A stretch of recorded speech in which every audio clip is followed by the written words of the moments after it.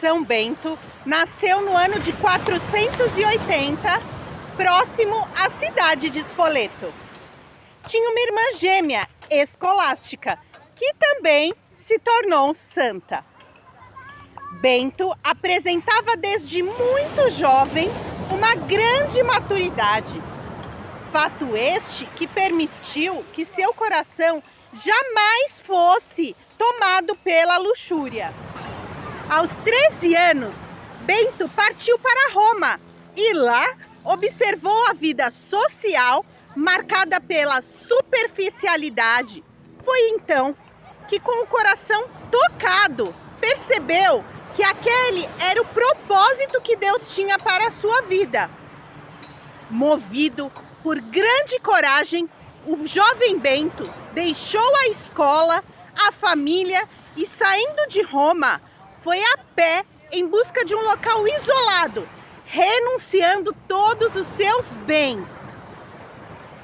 Acompanhado de sua fiel ama, que cuidava-o desde o seu nascimento, Bento passou a buscar inspiração em contato com a natureza, aprofundando-se nos estudos e na convivência com as pessoas mais simples. Tamanho era o seu desprendimento que renunciava a todo e qualquer conforto material que pudesse tirá-lo dos seus objetivos. Após alguns dias de viagem, chegaram a uma aldeia chamada Efide, na região de Lácio, na Itália, onde se hospedaram na casa de pessoas caridosas. Certo dia, sua ama pediu emprestado aos vizinhos um crivo, uma espécie de vasilha de barro com furos, utilizadas para limpar o trigo. E por descuido, deixou cair, quebrando em duas partes.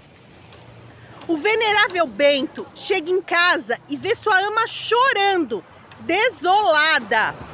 Movido de grande piedade, ele recolhe então o vaso e, em lágrimas, ora a Deus.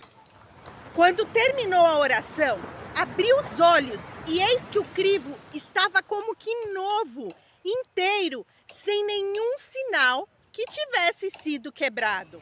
Não demorou muito para que a história do milagre se espalhasse por toda a região. E então, penduraram o vaso restaurado na porta da igreja de São Pedro Apóstolo, para que todos tivessem conhecimento do poder da fé do jovem Bento. Depois de espalhada a notícia do milagre, São Bento, por volta de seus 20 anos, resolve fugir da glória mundana e sozinho foi viver em uma gruta pequena e de difícil acesso, a 40 milhas de Roma. No caminho, encontrou um velho monge chamado Romano, hoje São Romão, de um monastério não muito distante, a qual Bento partilhou seus planos.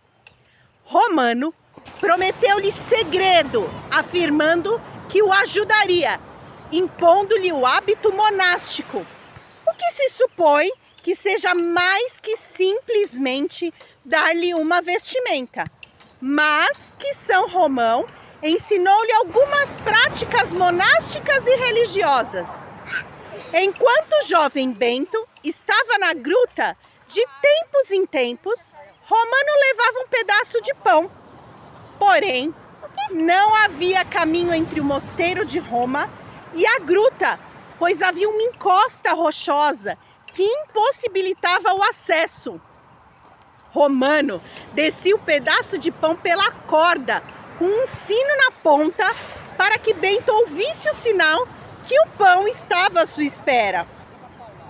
Conta São Gregório que o antigo inimigo, o demônio, atirara uma pedra, fazendo o sino cair, mas São Romão continuou ajudando como podia.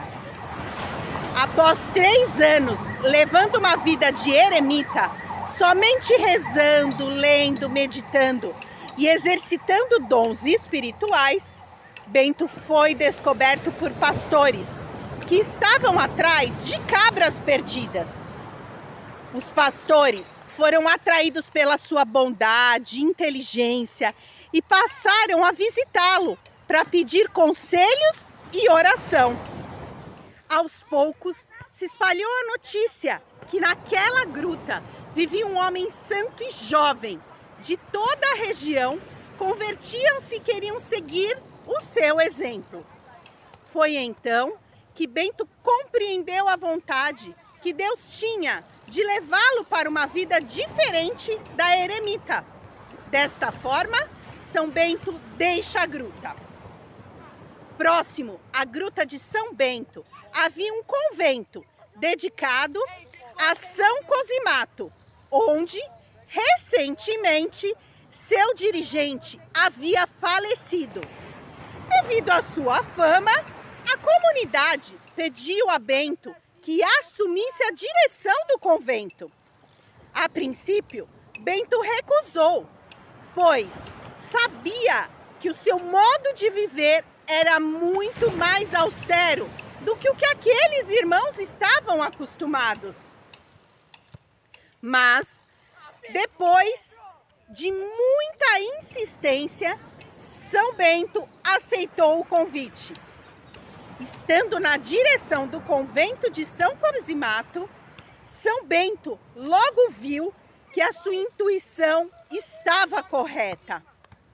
O modo de vida disciplinado empregado por São Bento começou aos poucos a enfurecer os demais monges do convento, que não aceitavam abandonar a sua vida desregrada, a qual estavam acostumados.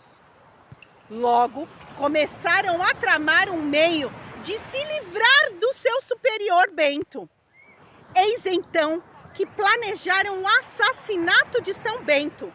Colocaram veneno junto ao seu vinho e, como era de costume, apresentaram-lhe a bebida para ser abençoada. São Bento estendeu a mão, fez o sinal da cruz e a vasilha estatelou e partiu em pedaços.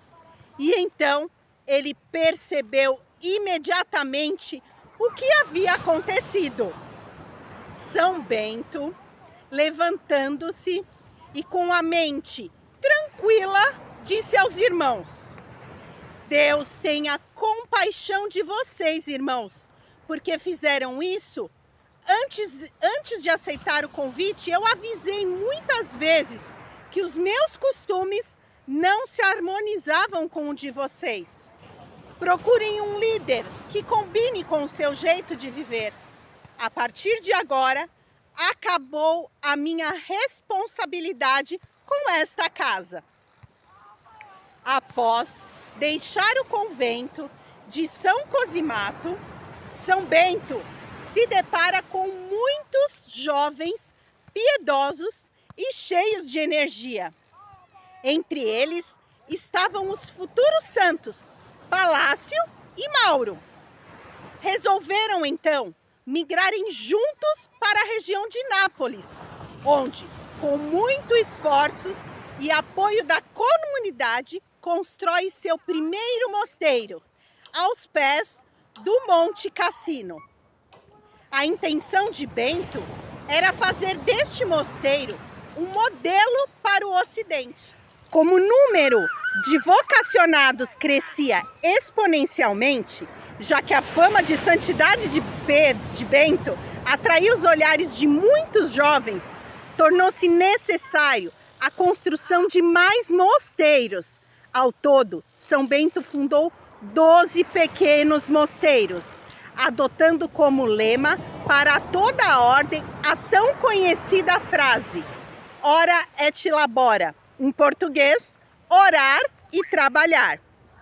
A fama de santidade de São Bento, bem como sua vida exemplar, tornava-se cada vez mais conhecida pelas pessoas. Isso acabou por causar uma profunda inveja a Florencio, um sacerdote da região. Movido por um intenso ódio ao abade São Bento, Florencio começou uma verdadeira campanha de difamação, impedindo até mesmo que as pessoas aproximassem de São Bento para lhe pedir conselhos. Tamanha era a inveja que esse sacerdote sentia de São Bento, que um dia resolveu chegar ao extremo de sua trama, a morte. Novamente, São Bento deparou-se com uma tentativa de envenenamento. Desta vez, não com vinho, mas com pão. No ano de 529, motivado por esse desejo de causar a morte de São Bento, Florencio presenteia o abade com pão envenenado. São Bento, porém, prontamente percebe a má intenção do padre e, vendo um corvo, ordenou que levasse o pão envenenado para longe. E assim foi feito.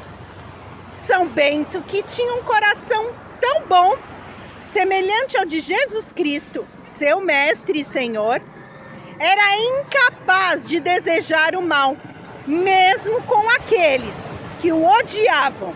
Desta forma, interpretou este como um sinal de que Deus queria-o em outro lugar, e assim o fez, deixando seu mosteiro para ir rumo ao topo do Monte Cassino.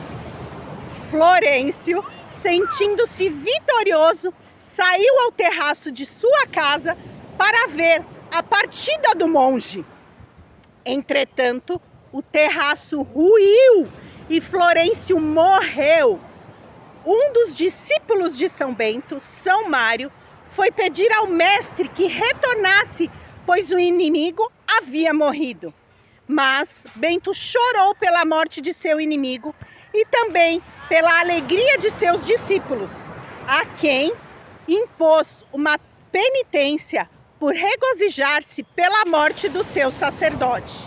Estudando a fundo a regra de vida dos mosteiros orientais, redigiu, por volta de 534, aquela que seria a tão conhecida regra de São Bento, que no futuro inspiraria inúmeras ordens e congregações religiosas de todo o mundo.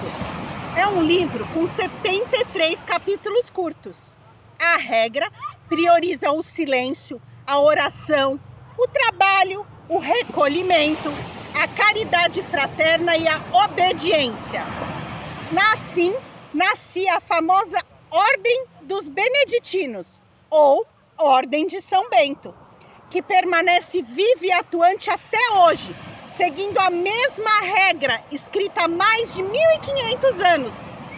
Aos 50 anos, São Bento vai morar no alto do monte, onde começa a construção do mosteiro de Monte Cassino, vindo a se tornar o centro propulsor da mensagem beneditina. Sobre o emblema da cruz e do arado, a partir daí começou a se expandir de forma impressionante a proposta de São Bento. Os mosteiros beneditinos tornaram-se centro de referência e deles saíram vários santos da Igreja Católica. Ao todo, foram 23 papas, 5.000 bispos e cerca de 3.000 santos canonizados. As mulheres também tiveram a sua vez dentro da doutrina beneditina, lideradas pela irmã de São Bento, Santa Escolástica, tiveram a oportunidade de desfrutar de seus ensinamentos, adotando também a regra de São Bento e mais tarde ficando conhecidas como monjas beneditinas. São Bento de Núrcia faleceu no Monte Cassino, Itália, no dia 21 de março de 547, sendo canonizado em 1220. São Bento, rogai por nós, para que assim possamos ir juntos na barca de Pedro rumo ao céu!